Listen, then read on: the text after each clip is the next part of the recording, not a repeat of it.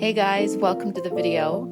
If you're wondering what you're gonna see, I'm gonna show you how I do just a really basic acrylic painting of a pine tree. It has no fancy bits or anything like that. Just wanted to give you guys a visual of how simple it is to create a somewhat realistic looking pine tree. I'm not going to explain each step, so again, it's just going to be a visual, so I'm not going to keep on talking, but I hope you enjoy the video.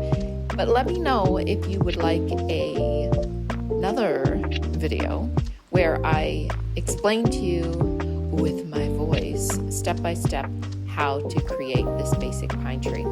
Beyond that, just enjoy. I'll leave it there. Okay. Enjoy. Bye.